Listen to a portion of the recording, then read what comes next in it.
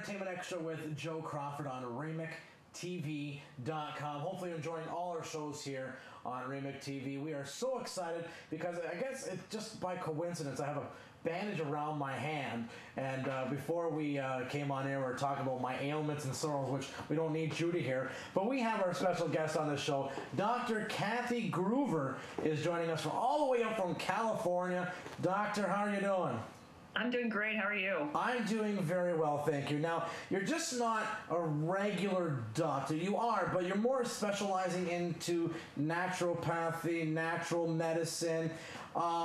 First of all, because I'm not really that well known in to know stuff in the medical field, but what is natural medicine? Well, first of all, I'm a PhD, so I'm not an MD, so I'm not even a regular doctor in that sense. But I can help you with your wrist because I do a lot of massage and physical therapy kind of stuff. I love massages.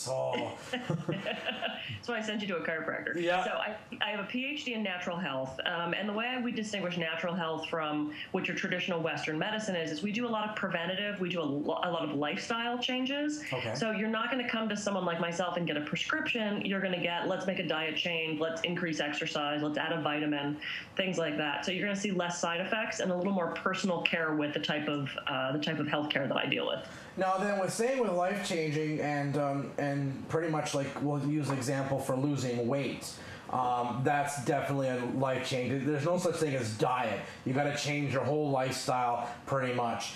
And can anyone do it? Is it hard to do? Like lifestyle change, everyone's like, oh my god, especially like with midlife crisis, it's like a midlife change. Now this is a weight loss life change or whatever. Is it hard to do? You know, it actually is challenging, and I don't want people to think it's impossible, but I also don't want them to go in thinking it's the easiest thing in the world. You know, it does take a little bit of sacrifice. It's nothing you have to do all at once, and I think that's one of the big misconceptions is people think, oh, I'm going to have to never have meat again, and I'm going to have to completely change my diet. And, you know, sometimes just making small changes can make a difference. In fact, one of the things we found that really helps with weight loss is keeping a food diary. Something as simple as writing down what you're eating, when, what your activity is, what the weather's like, those types of things can actually really help you lose weight quicker than those people that aren't keeping a food diary.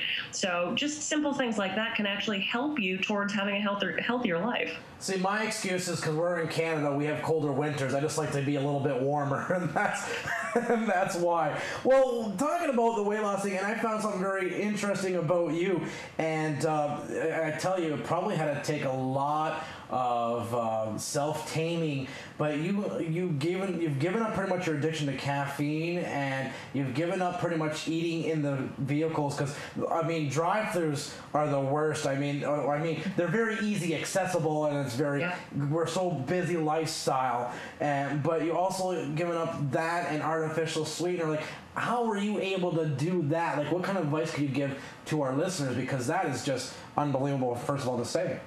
Absolutely, you know, and I also had a huge soda issue. I mean, I was probably going through a 6-pack of Mountain Dew a day. Wow. I know, right? You must have had, hold on a second, you must, like, not to get personal, but like high diabetes or something then too, or whatever, with the sugar spike. Yep.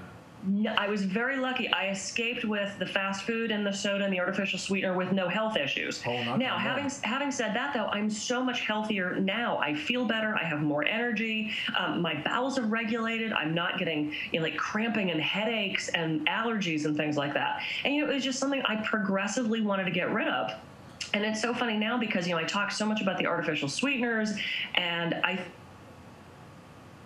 diet, but 20 years ago I was the one going, hey, can you pass me that fake cancer-causing sweetener? Because it was funny to me. It's like, oh, the rats died, whatever. And now after actually getting into this field and realizing, no, this stuff is bad for us. It just was a slow shift. I started to not like the taste. I didn't like the way it made me feel. My husband and I were out recently, and I forgot my stevia, because my stevia is what I use to sweeten.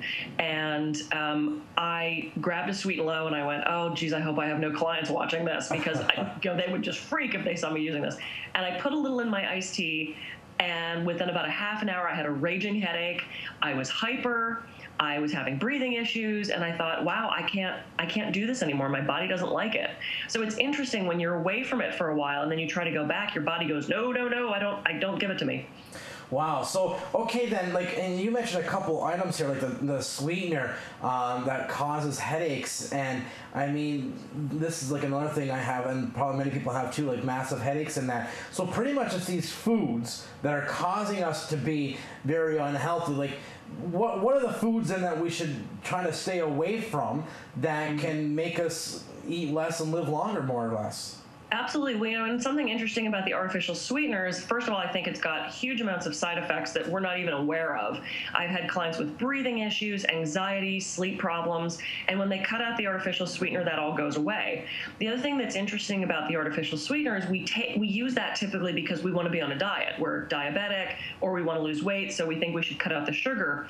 There's a component in the brain called leptin, which actually tells us when we're full. So as we eat, the leptin production kicks in and goes, yeah, we're done, we can stop.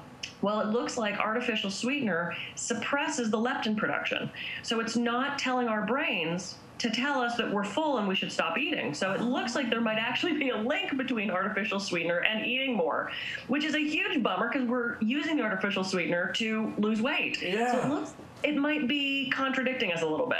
So definitely cut that out. Wow, that is unbelievable. So artificial sweetener for sure. If you're on a diet, then like stay away from that. Now you've mentioned you use something else. I forget the name of it when you forgot it with your husband. What's the product that you use instead of artificial sweetener? Stevia. Stevia. It's a natural plant. It's about 100 times stronger than sugar, so it's very, very sweet. I mean, it has a little bit of an aftertaste that you have to get used to, but frankly, everything has an aftertaste. So, the artificial sweetener does, sugar does, all of those things do. But there are some really great natural substitutes so that you don't have to turn to the sugar. One thing I also really recommend getting rid of is soda for numerous reasons. There's no health benefit at all to drinking soda. It keeps us away from water. It does not hydrate us. So then, hold on a sec, even diet soda then?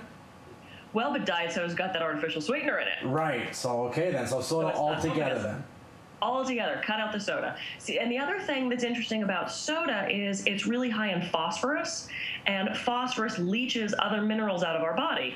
So especially for young women who want to be building bone mass right now to avoid osteoporosis later, if they're smoking, they're drinking soda, perhaps they're on the birth control pill, all those things tend to leach minerals out of the bones, so they're setting themselves up for osteoporosis later. So cut the soda out.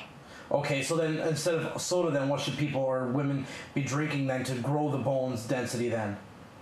Well, this gets into something else. Everybody is so hot on milk. I'm not a fan. I don't think we should be drinking cow's milk.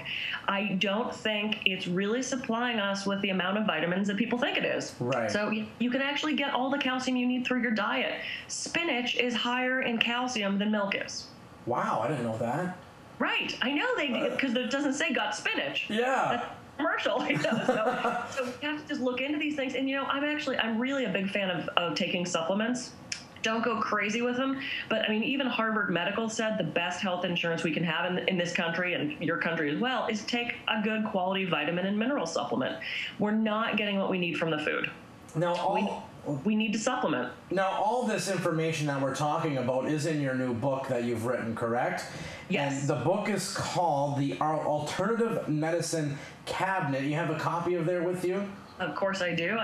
Awesome. The Alternative Medicine Cabinet, and that it's called, can you raise up just a bit? 100 of ways to take charge of your health naturally. Hundreds of ways. Hundreds. Oh my gosh. Just a book. It looks like a small book, and that can be found on Kathy's website, thealternativeMedicineCabinet.com. We're talking a little bit about how to make yourself healthier longer by doing it naturally, and because really pills more or less just cover the pain. It doesn't really heal the pain, correct? That's right. And I'm not a huge fan of pharmaceuticals, but I have to say, Joe, I'm so happy we have them. I'm happy that I can take thyroid to supplement because I had to have my thyroid removed. I'm glad my dad can take his insulin and that there's people around the world that have antibiotics when we need them. But there was actually a show on last night on MSN talking about the pharmaceutical industry and how these pills are discovered and how many people are on pain meds and things like Viagra, which is not treating a disease. So we've actually gotten away from the disease management and finding pharmaceuticals that are really helping cure people. And we're finding creams that are making me have thicker eyelashes, which, it drives me crazy. And I know you guys don't have ads on TV for medication in your country, but we do. United States and New Zealand are the only two that allow us to advertise pharmaceuticals, and it's gone crazy. It's really nuts. So, be careful with what you're taking. Look at the side effects, and if you need them, take them. But if you don't, really think twice about it. So then, other than that, like, I want to go into some of, like, these little tidbits then, because, like, I feel like I'm giving you all my ailments here too, but we even talked about it with headaches. And so we talked a little bit about the Sweet and Low, or the sweetener to pretty much get rid of. What else would also cause headaches that can be naturally done, that can be avoided to have of headaches? Yeah, headaches are really tough because there's so many different causes of the headache. So rather than trying to fix the pain from the headache, let's look and see what might be causing it. Sometimes it's a food allergy. MSG is it's an excitotoxin, so it kind of scrambles your brain and makes you hyper. And MSG doesn't have to be labeled, so you can be eating things that have MSG in it that you don't even know you're getting it. So that's, again, where a food diary comes in handy. Is that legal then? Like... Yeah, well. We won't go into the legal aspect of it. I mean, you could be eating something you don't even know what's in it then. Like, that's just wrong. Like. Yep. And same thing with genetically modified foods. It doesn't have to be labeled. Oh my So, gosh. this is one of the issues, is we really have to be our own health detective. And again, that's where the food diary comes in handy. If you see that, every Wednesday night you get headaches, you can kind of look back and go, okay, well, what's happening Tuesday, Wednesday that might be causing this? And you might realize it's donut day at the office, and you have a bunch of carbs with all the sugars and all the stuff that might be causing your headache. Or maybe it's bowling night, and you're eating dinner later than you normally would, and you're having a hypoglycemic issue that you didn't even know about. So it's really important to be your own best health detective in that regard. And one of the other things that I see causing headaches is just, general stress and tension. We hike our shoulders up and we hold all this tension in here. We might be clenching our jaw. And one thing I found that seems to be across the board true, because I still do a lot of medical massage in my practice, if you wake up with a headache, you didn't go to bed with one, but you wake up with one, it seems to be that you're probably clenching or grinding your teeth in the night. And the jaw tension radiates out around the head, and you wake up with a headache. So just doing something as simple as getting a massage and working on, keeping yourself relaxed, maybe doing some meditation, taking care of your body in that way, rather than jumping straight for the pharmaceutical or the over-the-counter medication. See what's causing it, because headaches can be dangerous. It could be something as serious as, a brain tumor or MS. Yeah. So you don't want to poo-poo it, but you do want to get to the root of the problem and see why you're having them in the first place. How often does massage work to get rid of headaches and stress? Well, it depends on what it is. I've had people who have the jaw tension headaches that after maybe 1 or 2 sessions, it releases enough that it doesn't become cyclical. Right. Because that's the problem. Once it's tight, it's going to keep going back to being tight. So you want to sustain that for a while. I have people with migraines who would see me every week to keep their migraines at bay, or they would call me in a panic and say, "I'm getting one right now. Can you see me?" And I'd rush them in. So it just depends on, massage is not cheap. Yeah. I don't know what it runs. Up in Canada, I charge $80 for the hour, and I'm still on the low end of the spectrum, and that's a good amount of money, especially in this economy. So, see what you can afford. Find a practitioner that really knows what they're doing. Don't go to the bargain discount one around the corner and expect to get really good medical massage treatment. Mm-hmm. It might feel good, it might be, relaxing, but it's probably not getting to the root of the problem. Do a little bit of research and find a practitioner that really knows what they're doing for your ailment. That's definitely something I recommend. So we're talking about headaches here with Dr. Kathy Gruber, her new book here, The Alternative Medicine Cabinet. I want to talk about, is it true that weather is also a factor with headaches? It can be. It depends, again, on what's causing the headache. Yeah. Oftentimes people with sinus issues or allergies, they get headaches from that. The 2 points at the back of the skull, oftentimes I'll hit that at the end of the massage and there's a tenderness there. That can indicate a sinus issue. So sometimes people are having allergies and not even realizing that's what's causing their headache. And there's also been a link between the barometric pressure and people getting headaches. I don't know the scientific reason for that, but it does seem to be a link. Okay. That's why we have the term "I'm under the weather." Now, does allergy medicine work then? Yeah, it can. Taking like a sinus kind of drain thing. Yeah, it certainly can, or one of the allergy meds. Environmental allergies are really hard. Food allergies, you can at least try to cut that food out. Right. environmental allergies, there's not a whole heck of a lot of choices, because unless you move away from where you are, I moved to California from Pittsburgh. I ended up allergic to almost every plant and tree in California. I didn't grow up with it. I can't really escape that. I'm here. Yeah. So dealing with things like, I'm a big fan of the neti pot. Using that to cleanse the sinuses, to get the pollens and the dander and stuff out, is a really great tool.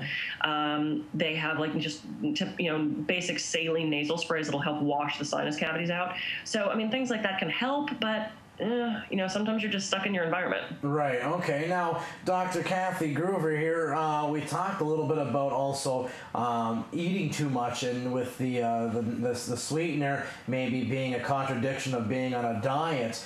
And I know, because and this is bad to say in a minute, because I said before and I preached that it was a life-changing thing. Well, I've dieted. Okay, I'm a hypocrite. I get it. But that if you diet, of course your stomach shrinks, then you get that sensation of being full. But then sometimes when you go off the diet, you kind of lose that sensation of being full. So what can you do to have that feeling, like, because I've had that feeling many times, like, oh my gosh, I ate too much. How can you get rid of that feeling? That is a very discomfort feeling. Well, once you've got it, it's kind of hard to get rid of. I mean, you just want to not eat too much. And there's a couple things that can actually help with that. If you have a full glass of water before you eat, that's going to fill up the stomach, and you're going to have less room for food. The other thing is starting the meal with a nice big salad, because those greens, that roughage, is going to help not only fill the stomach and give you that feeling of fullness, it's going to help your digestion too, because we need that roughage and that fiber for good digestive health. So there's a couple things. I mean, one thing I say is, I see people plop down for dinner, especially in restaurants, and they'll kill off the entire basket of bread first. Yeah. And then they'll eat their entire meal. Guilty. Especially if it's really good and fresh and hot. Oh, yes. Bad. I know. Sorry, Doc. Or have them not leave there, because then what you're doing is you have to walk for an hour to kill off one piece of bread and an extra glass of wine. Oh, geez, no wonder I'm so fat. So make the choice, rather than having the glass of wine and wine right now. No, it's water, actually. I'm always acting this crazy, Doc. It's not the alcohol induced. I mean, if you're trying to lose a little bit of weight, make the choice of, okay, I really want the wine, but I also really want the dessert, and the bread looks really good. At some point, you have to just choose, or, the weight is never going to come off. So we have to be smart about what we're putting in our bodies, and really think about what it's going to take to work those calories off. My father is my best friend. I just love my dad. He's still back east. And when I was younger, I was working my favorite job ever, Domino's Pizza, right? And I was so excited. This was way back in the 90s. I was excited because I was making slightly more than minimum wage, and I'm like, woohoo! And I wanted to go buy a pair of boots. And they were like $60 boots. And my dad said, well, do you need them? And I said, well, I don't need them, but I really want them. And he goes, how many hours do you have to work to pay for those boots? And I thought about it and realized I had to work almost 10 hours. Right. To pay for those boots. And I even still put things in that perspective today. It's like, oh, I really want to buy something, or I really want to go do something. And I put it into that context of, well, how many hours of my day am I spent doing that?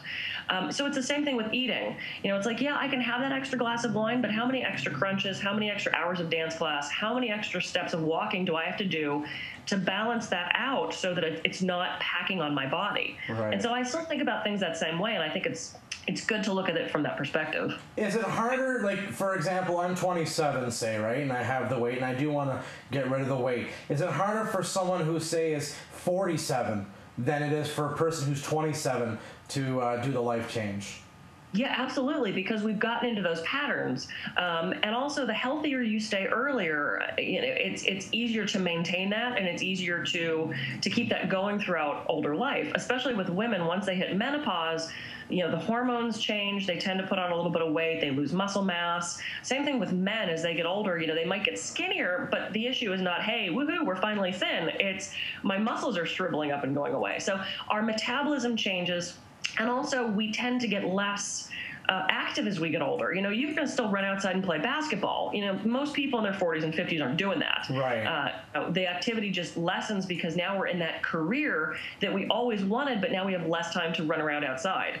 So yeah, the earlier you can start, the better off you're going to be. Okay, now say it be 10, because we get in the eating habits, and we're just talking a little bit of women's health too, for example. If a woman gets pregnant, okay, and she develops these crazy cravings and all that, and I know that's because of being pregnant, but then she gained like 80 pounds, only had like a 10-pound baby, so she has all this weight that she's got to get rid of. Does the change of habit of lifestyle of eating stay the same, or is it harder for her to get the weight off? Like, I don't know, because I'm not a female that's giving birth. I look like a guy giving birth, but I mean, is it easier for them or harder for them? It so depends on the woman. Also, I don't know any doctor that's going to let you gain 80 pounds. They'll probably have a conviction fit about that, because that seems a little high. I've never had kids, so I don't know what. Okay, I don't know. I just threw out a number out there. I don't know. Yeah. That's a lot. Okay. For a 10-pound baby, that's a lot. So the doctor's going to have a conniption fit that they're gaining that much weight during pregnancy. But also, one of the things that helps women after birth lose weight is breastfeeding. Oh, okay. So that's another. I mean, it's not only the healthiest thing in the world for the baby, if you can do it, because there's some women that just can't. They try and they want to, and it just, their body doesn't work that way. Right. But if you can, that's actually one of the other benefits of breastfeeding, is it helps take that weight off. And then you want to also make sure you're still eating, because you're still, through the breast milk, of course, feeding the baby. Yeah. So you want to make sure you're getting everything you need. And the interesting thing about cravings, even if you're not pregnant, oftentimes we crave things that we are deficient in our diet. So for people who are craving chips and crunchy, salty things, oftentimes they're deficient in minerals. Okay. We need those things. If animals are deficient in minerals, what do? They go out and they chew on the wooden gate because they're trying to get these minerals. And well, it's not socially acceptable for us to go in the backyard and start chewing on the fence. Yeah. So we want chips, we snack, right? The food industry has taken advantage of the fact that we're minerally deficient.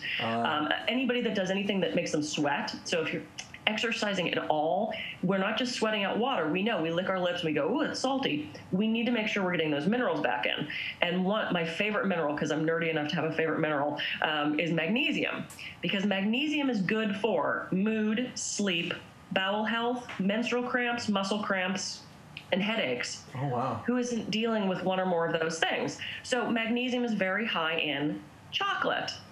So women, right before our periods, what do we want? We're craving chocolate, right? Well, we don't actually want the chocolate. We want the magnesium. Mm-hmm. Well, I mean, we want the chocolate, but we want the magnesium. Yeah. That's one of the reasons we have these cravings for things. So oftentimes, if you're getting enough nutrients, the cravings will go away, and you'll naturally lose weight because you're not eating all this extra stuff trying to supplement your nutrition. Okay, so there you go. So magnesium is the big mineral. If you learn anything today, magnesium and no artificial sweetener is what we're getting at so far. Go for massages. We're just doing the little Colson version here with Dr. Kathy Gruver. Now, mentioned about loss of sleep, that magnesium helps with loss of sleep. I have a condition that doesn't help me sleep at all, and I have pills that actually help me sleep, which is probably not good to take. And so how can someone actually get a better night of sleep? Absolutely. Well, cutting out caffeine during the day. Some people, even if you drink it all the time, develop a sensitivity to that over time. So cutting back on that can be really good. For the Canadians on that, I have to say, Dr. Kathy Gruver, you probably never heard of it, but we have Tim Hortons here in Canada, and it's you guys have Starbucks right down there. Yeah. Okay, so think of it, it's a cheaper version of Starbucks, but I know people who drink like 6 or 7 Tim Hortons a day of coffee, and it's like the size of this mug. And yeah, it's very. I don't drink coffee. I don't drink tea. I don't like that. But yeah, it's very addictive. So if you can, cut out the Tim Hortons coffee, Canadians. Right. Yeah. You can have it, but don't have it too late in the day, because it can cause disruption of sleep. The other thing that can disrupt our sleep, even though we think it makes us sleep, is actually alcohol. Oh. Alcohol starts out as a depressant, and then later in our body changes into a stimulant. And it's also very dehydrating. So oftentimes that's why, if we've had too much drink, we wake up in the middle of the night and we're dry and we're headachy and we're achy because it's dehydrated us. So cut out the alcohol late at night as well. The other thing is, oftentimes it's our thoughts that keep us from sleeping. We have these repetitive thoughts over and over again. We're worried about tomorrow. We are ruminating over what happened the day before. We're projecting these worries into the future. The hamster in the wheel keeps on running. Yes, it keeps on going, and that is not the time to be thinking about these things. So you have two options. Either lay there and shut up and go to sleep, or get up and deal with it. Because there are times where, it is, oh, geez, did I pay that bill? I wonder if I paid that bill. Oh, geez, I'll have to check if I paid that bill. And you're going to be up all night thinking about it. Go check and see if you paid the bill. Yeah. And then go back to sleep. Now, if it's something you can't just get up and check on, if you're worried about the economy or the in-laws or your spouse or your kids, or, there's something really simple that I do, because we can't think more than one thought at a time. We can't have simultaneous thoughts running in our head. So instead of ruminating and doing this to-do list, if you can say, I fall asleep quickly and easily, I wake up feeling refreshed. And say that over and over again. It's an affirmation, and you can do it with breathing. Concentrate on your breath of the inhale and the exhale. And what that does is one of two things. It either actually programs us to fall asleep quickly and easily and wake up feeling refreshed. At the very least, it shuts out those other thoughts, because we can't think two things at the same time. And if the other thoughts come in, just dismiss them, go back to, I fall asleep quickly and easily, I wake up feeling refreshed. And you'll find that after a couple repetitions of that, you're out and you will stay asleep. It is so incredibly useful to do that, and this is what Counting Sheep was about. I was going to just say, go Counting Sheep, does it work? Yes, exactly, because it kept you from thinking about other things. So I fall asleep, or on the inhale, think I am, and on the exhale, at peace. That's another meditation that I do very frequently. All right, Kathy Gruver, Dr. Kathy Gruver, I should say, her book, The Alternative Medicine Cabinet. This is just a couple of the hundreds of items she has. That's naturopath. What's even the correct term? Naturopathy? Naturopath. Naturopath. Oh, I'm saying it right then. All right, Naturopath Health here on RemicTV.com. Doctor, we can go into a whole bunch of them, and unfortunately our time doesn't allow to go into more, but I'd like to have you on the show. We can talk more. Maybe we'll post it on, I know we had troubles last time to having you on with the technology on our end, but we'll try to get maybe some people to write in questions, and maybe we can involve some reaction from the audience and get you involved as well, and get some of their questions and your answers. I would love that. All right, so again, the website, thealternativemedicinecabinet.com. Let's check out your book there again, Doctor. The Alternative Medicine Cabinet, hundreds of ways to take charge of your health naturally. All right, you can buy that also probably on Amazon and at your local bookstore. Again, Dr. Kathy, I greatly appreciate it, and stay healthy yourself, too. Absolutely, you too. Thanks. All right, thank you. Keep it tuned to all our shows here on Remic TV, and stay healthy. For Entertainment Extra, I'm Joe Crawford.